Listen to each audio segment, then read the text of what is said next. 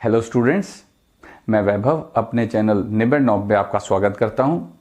ये channel 10th, 11th और 12th class के मैथ्स सब्जेक्ट के लिए डेडिकेटेड है।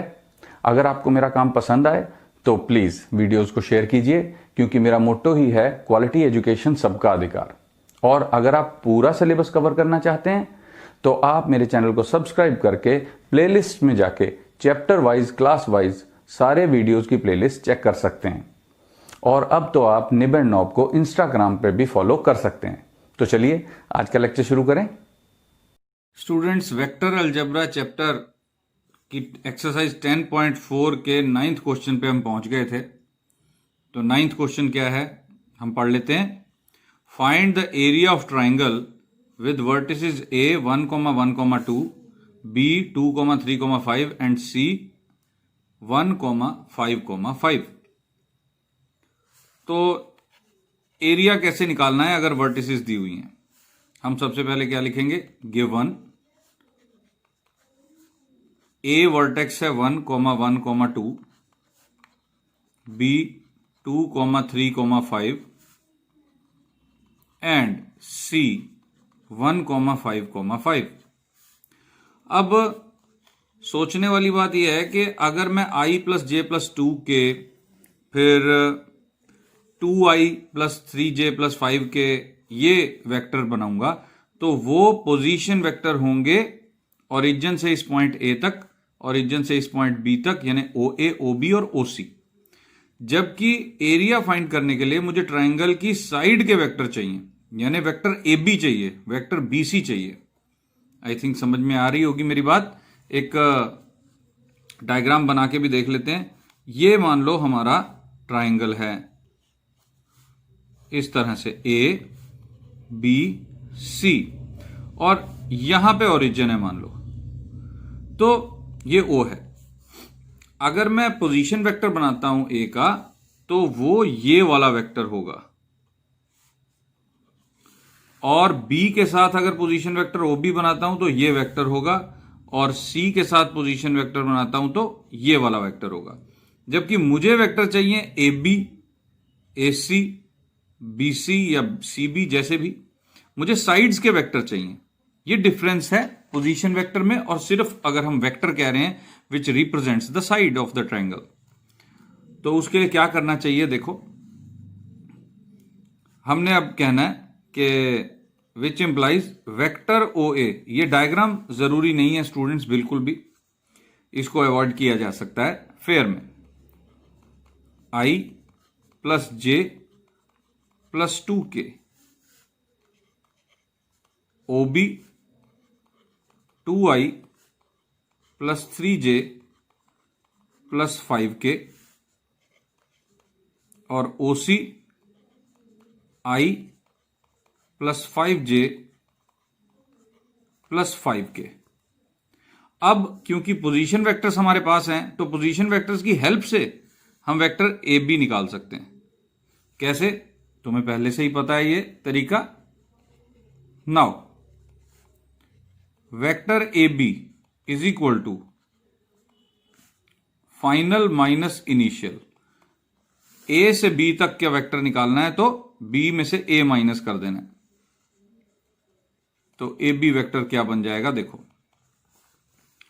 OB में से OA माइनस करना है। 2I में से I माइनस हुआ तो I, 3I में से J माइनस हुआ प्लस 2J, 5K में से 2K माइनस हुआ प्लस 3K। उसके बाद वेक्टर BC पता कर लेते हैं। BC is equal to OC minus OB, OC minus OB, OC में से OB माइनस करो, यानी I minus 2I minus I, 5J minus 3J plus 2J, 5K minus 5K plus 0K। तो स्टूडेंट्स ये आ गया हमारे पास दूसरी साइड। और ट्राइंगल की कोई भी दो साइड्स को रिप्रेजेंट करने वाले वेक्टर्स हमारे लिए बहुत होते हैं एरिया फाइंड करने के लिए। मैंने पिछले वीडियो में और उससे पिछले वीडियो में भी तुमको फॉर्मूला बताया था। तो एरिया कैसे अब फाइंड होगा अगर साइड्स को रिप्रेजेंट करने वाले वेक्टर ए बी और वेक्टर बी सी हमारे पास हैं तो इन साइड्स वाले दो वेक्टर्स का हमने करना है क्रॉस प्रोडक्ट। तो क्रॉस प्रोडक्ट कैसे करते हैं हम सब जानते हैं, आई जे के। पहले ए बी लिखा है तो ए बी के कंपोनेंट्स 1 2 3, उसके बाद बी सी बाद में लिखा है तो बी सी के components -1 2 0 is equal to i, ये रो ये कॉलम छोड़ दिया, 0 -6 तो -6 माइनस जे, फिर ये रो और ये कॉलम छोड़ा, 0 माइनस ऑफ -3 यानी +3 प्लस के, ये रो ये कॉलम छोड़ दिया, 2 माइनस ऑफ -2 यानी +2, 2 + 2 4। तो हमारे पास आ गया A B cross B C is equal to -6i -3j +4k। अब इसका मैग्नीट्यूड फाइंड आउट करो। Now A B cross B C magnitude is equal to √36 + 9 + 16। ये कितना हो गया देखो, 36 + 9 45, 45 + 10 55, 55 + 6 55 + 6 61।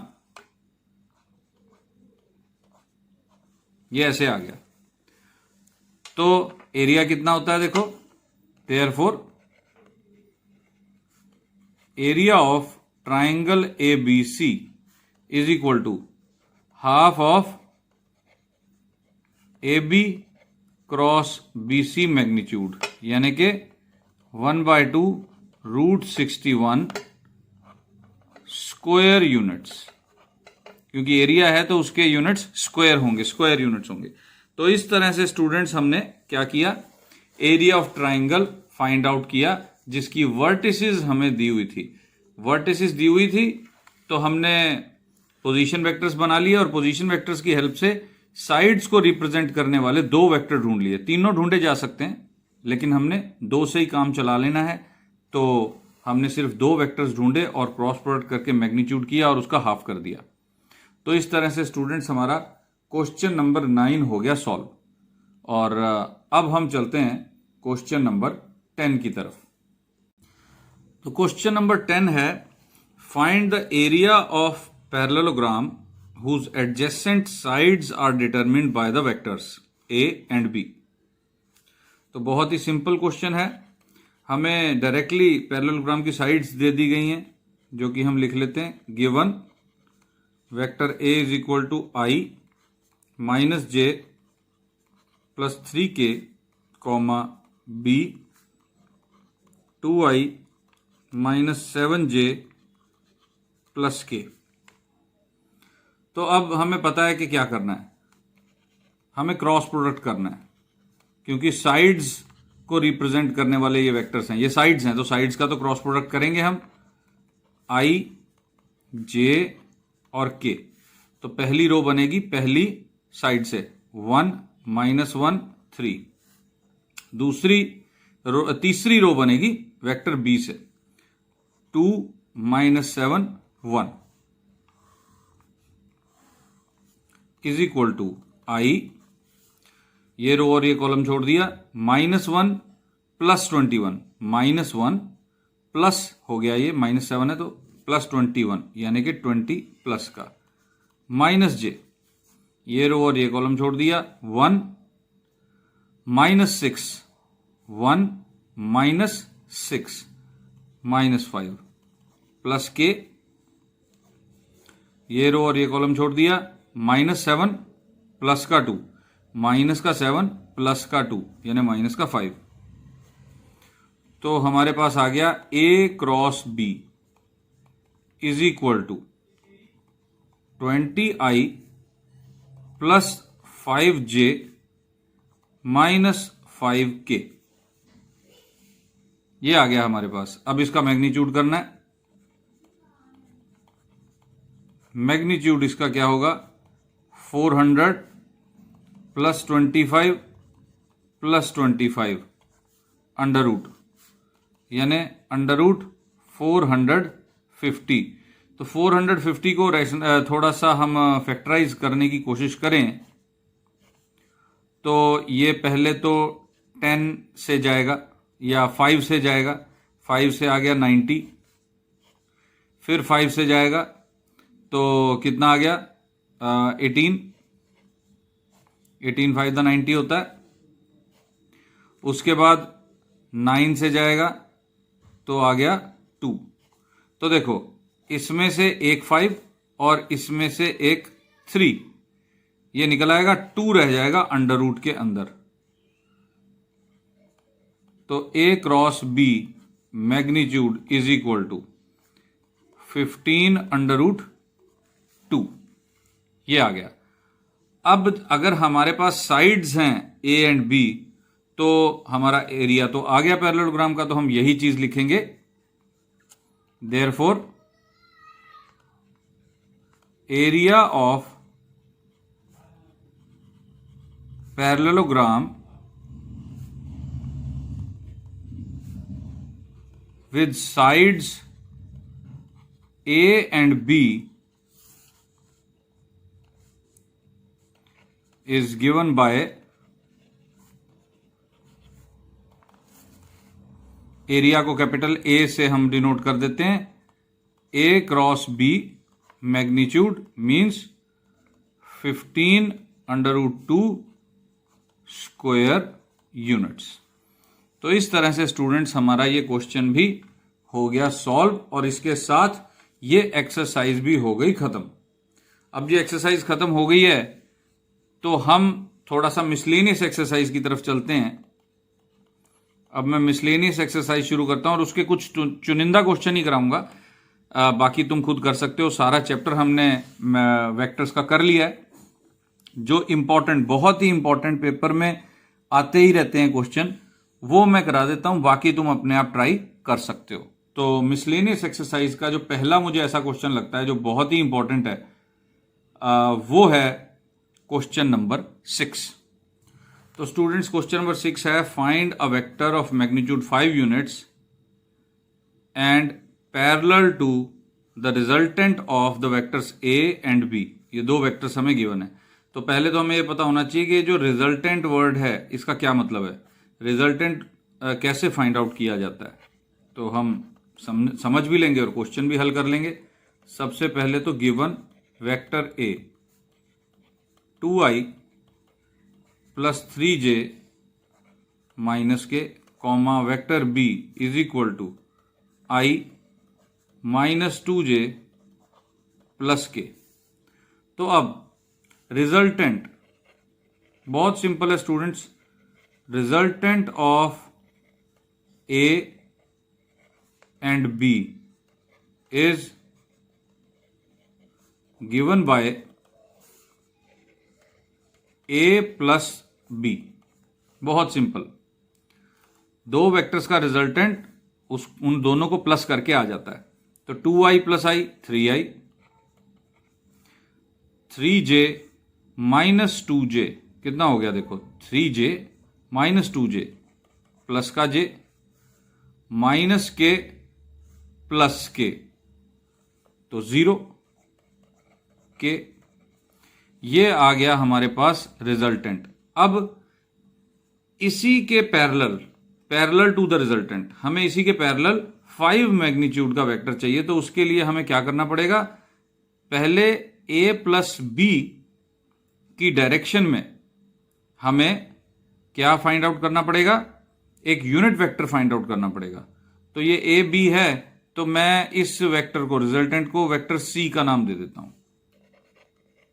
Now vector C magnitude is equal to under root 9 plus 1 plus 0 यानी कि अंडर रूट 10।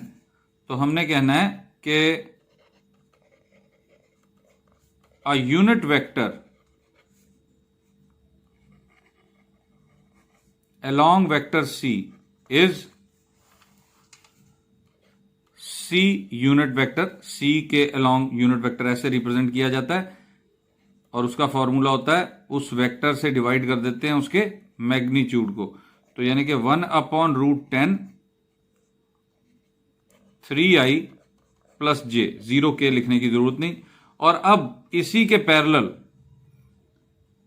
अगर मुझे 5 मैग्नीट्यूड का वेक्टर बनाना है तो मैं क्या करूंगा, 5 से इसको मल्टीप्लाई कर दूंगा, एज सिंपल एज दैट। तो अब मैं लिखूंगा रिक्वायर्ड वेक्टर, रिक्वायर्ड का मतलब जो मुझे चाहिए, required vector is 5 into C cap, यानी कि 5 into the unit vector parallel to the resultant of A and B. तो ये हो गया 5/√10 3i प्लस j, और इस तरह हमारा क्वेश्चन हो गया सॉल्व। तो ये था क्वेश्चन नंबर 6।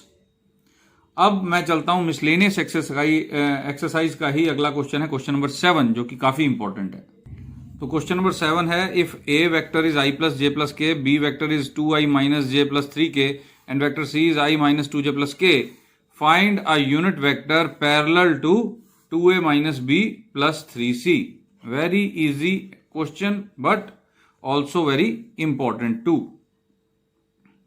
तो पहले हम जैसे स्टार्ट करते होते हैं, given vector a is equal to i plus j plus k, vector b 2i minus j plus 3k, vector c i minus 2j plus k।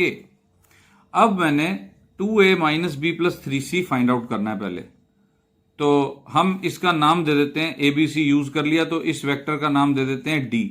Vector d is equal to 2a minus b plus 3c is equal to, अब पहले 2a लिखें, यानी a को 2 से multiply, 2i plus 2j plus 2k। उसके बाद b को कर देना है माइनस, यानी इन सब के साइन चेंज हो जाएंगे, minus 2i plus j minus 3k, और फिर 3c, यानी इन सबको 3 से multiply, plus 3i minus 6j plus 3k। तो वेक्टर d क्या बन गया, 2i माइनस 2i खत्म हो गया तो 3i रह गया। उसके बाद j देखो, 2j प्लस j 3j हो गया, 3j प्लस का और 6j माइनस का, यानी माइनस 3j।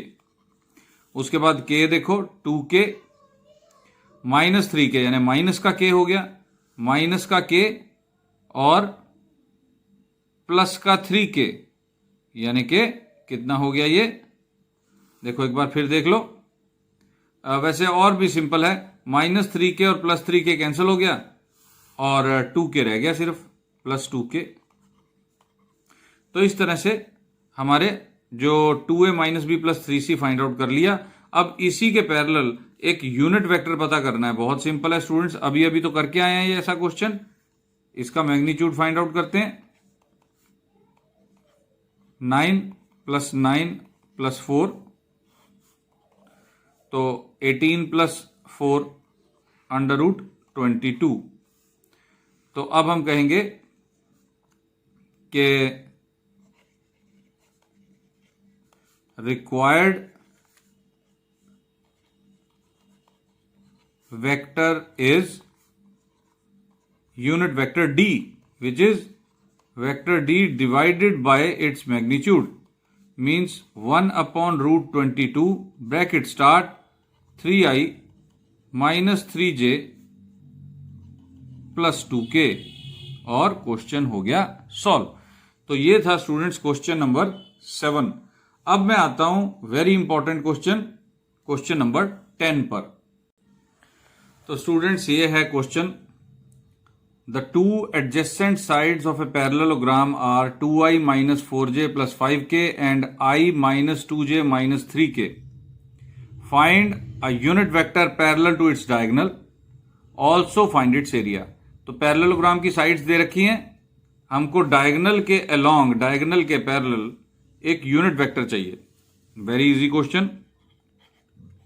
सबसे पहले हम साइड्स के वेक्टर्स को नाम दे देते हैं A 2i minus 4j plus 5k and vector B i minus 2j minus 3k।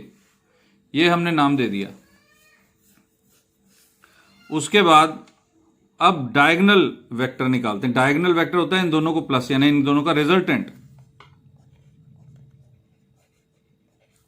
Diagonal comma vector D is equal to A plus B.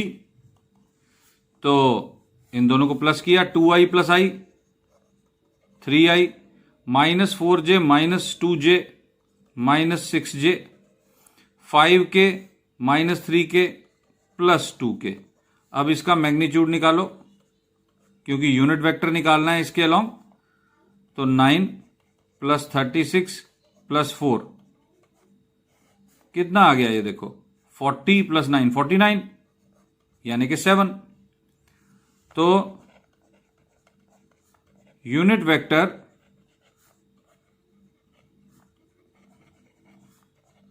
Parallel to diagonal is unit vector d is equal to vector d divided by its magnitude, means 1/7 3i minus 6j plus 2k। पहला part तो ये हो गया कि हमने diagonal के along एक unit vector find out कर लिया। अब हमसे कहा गया कि इस पैरेललोग्राम का एरिया फाइंड आउट करो। तो एरिया कैसे फाइंड करेंगे, हम सबको पता है, साइड्स हमें दी हुई हैं, साइड्स का क्रॉस प्रोडक्ट करना पड़ेगा। Now A cross B is equal to i j k. तो वेक्टर ए से दूसरी रो बनाओ, 2 माइनस 4 5, और तीसरी रो बनेगी वेक्टर बी से 1 माइनस 2 माइनस 3।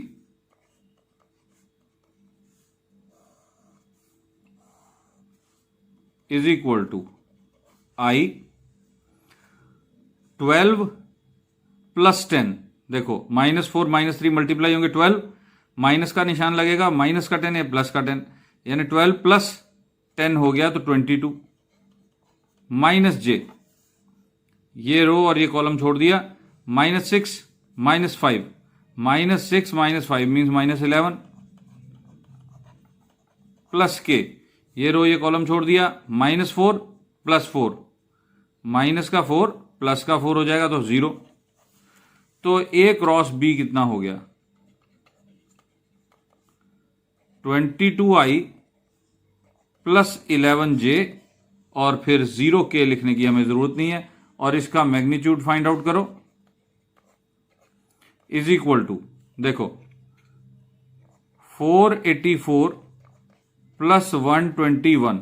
इस तरह तो हमें लिखना ही पड़ेगा, स्क्वायर करके लिखना पड़ता है, लेकिन इसका जो आंसर है वो कैसे निकाल सकते हैं हम। देखो ये है 2 इंटू 11 का स्क्वायर प्लस 11 का स्क्वायर, ये रफ में कर रहा हूं मैं, और इसका स्क्वायर, स्क्वायर रूट 22 का स्क्वायर और 11 का square.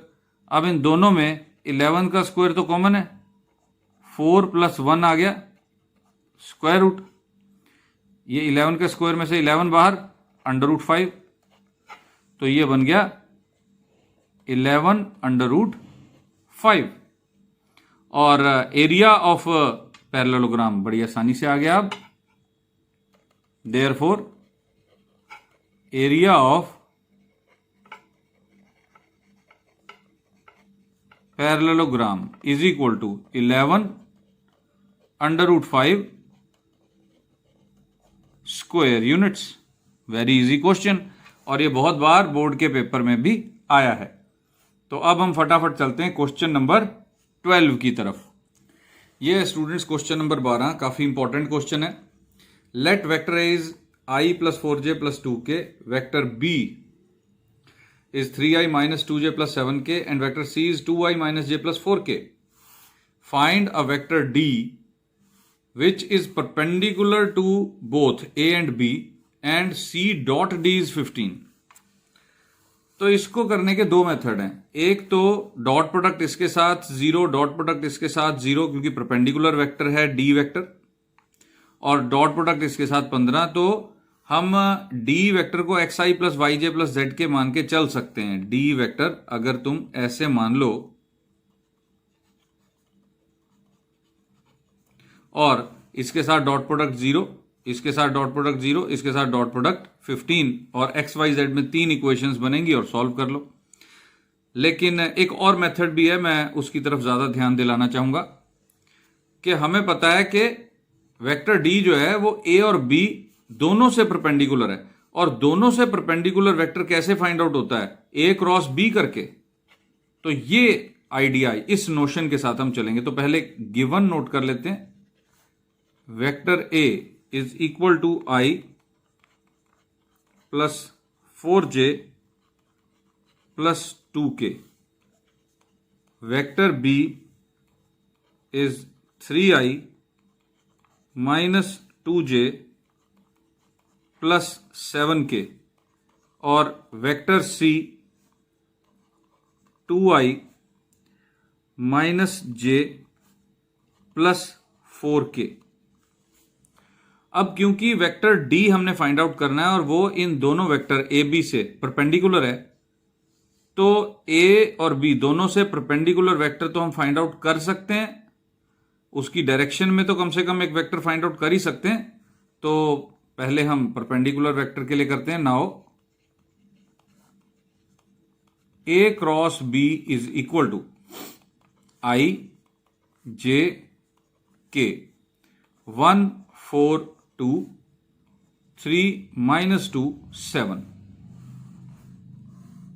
Is equal to i, ये रो और ये कॉलम छोड़ दिया, 28 28 और ये माइनस की वजह से प्लस हो जाएगा, प्लस 4, 28 प्लस 4 32 माइनस जे, ये रो और ये कॉलम छोड़ दिया, 7 माइनस 6, 7 माइनस 6 1 प्लस के, ये रो और ये कॉलम छोड़ दिया, -4 -2 -12 -2 -12 यानी माइनस का 14. तो ए क्रॉस बी आ गया हमारे पास 32i minus J minus 14k. Since A cross B is perpendicular to A and A cross B is perpendicular to B. Also, vector D is perpendicular to A and vector D is perpendicular to B. देखो, इसका मतलब ये नहीं है कि A cross B और D same है, नहीं. देखो, एक मैं कंडीशन बताता हूं तुमको कि एक वेक्टर इस डायरेक्शन में ऐसे है, दूसरा वेक्टर इस डायरेक्शन में इतना भी तो हो सकता है. तो इसलिए हमें डायरेक्शन तो पता चल गई ए क्रॉस बी वाली, लेकिन हमें यह नहीं पता कि वो मैग्नीट्यूड कितना है. तो इसलिए हम क्या कहेंगे? Which implies vector D is lambda times vector A cross B. दोनों की डायरेक्शन तो सेम है, तो lambda times 32i minus J minus 14k. हमारे पास वेक्टर डी आ गया, लेकिन लैम्डा अभी हमें पता करना है, और उसके लिए हमें कह रखा है कि वेक्टर सी के साथ जो वेक्टर डी का डॉट प्रोडक्ट है वो 15 है. तो चलो कर लेते हैं. Also C dot D is equal to 15. तो सी वेक्टर लिखते हैं 2i minus J plus 4k dot product with lambda 32i minus J minus 14k is equal to 15। अब लैम्डा तो दोनों ब्रैकेट्स में कॉमन है तो ये बाहर रहेगा, और आई वाला आई के साथ मल्टीप्लाई हुआ 64, जे वाला जे के साथ मल्टीप्लाई हुआ +1, के वाला के साथ मल्टीप्लाई हुआ -56 इज इक्वल टू 15। तो देखो 65 - 56 9 आ जाता है। 9 lambda is equal to 15 means lambda is equal to 15/9, और इसी को हम 3 के टेबल पे कैंसिल करके 5/3 ले लेंगे। तो लैम्डा की वैल्यू पता लग गई हमको। वेक्टर डी तो हमने निकाल ही लिया था, लैम्डा टाइम्स दिस वेक्टर, तो आ गया हमारा vector. Hence vector D is 5/3 32i - j - 14k। तो इस तरह स्टूडेंट्स हमारा क्वेश्चन नंबर 12 भी हल हो गया। और क्वेश्चन बाकी के क्वेश्चन जो हैं वो तुम कर सकते हो आराम से। मिसलेनियस एक्सरसाइज मैंने कर दी है। तो स्टूडेंट्स मेरा ये वीडियो कैसा लगा मुझे कमेंट में ज़रूर बताना, और ये तुम मुझे बड़ी आसानी से 1 to 5 रेटिंग देके कर सकते हो। 1 से लेके 5 तक कुछ भी कमेंट सेक्शन में जाके टाइप कर देना। अगर तुम्हें सारा समझ में आ गया तो 5, अगर कुछ भी नहीं समझ में आया तो 1, और अगर कोई सजेशन हो तो वो भी प्लीज़ मुझे ज़रूर देना। अगर तुम्हें ये वीडियो पसंद आया है तो वीडियो को लाइक ज़रूर कर देना, शेयर ज़रूर कर लेना। क्वालिटी एजुकेशन सबका अधिकार। और अगर तुम सिर्फ अपनी क्लास ही नहीं अपने फ्रेंड्स को, अपने भाई बहनों को बता सकते हो कि 10th और +1 क्लास के भी पूरा का पूरा जो सिलेबस है वो कवर करना चाहते हो इसी चैनल से, ताकि हम मिलकर ट्यूशन जैसी प्रॉब्लम से निजात पा लें, तो तुम्हें करना बस ये है कि मेरे चैनल को सब्सक्राइब करना है और प्लेलिस्ट को जाके फॉलो करना है। प्लेलिस्ट को चेकआउट करोगे तो चैप्टर वाइज तुमको सारे वीडियोस की प्लेलिस्ट मिल जाएगी। तो स्टूडेंट्स बेस्ट ऑफ लक। अब हम अगले वीडियो में मिलेंगे। Thank you for watching.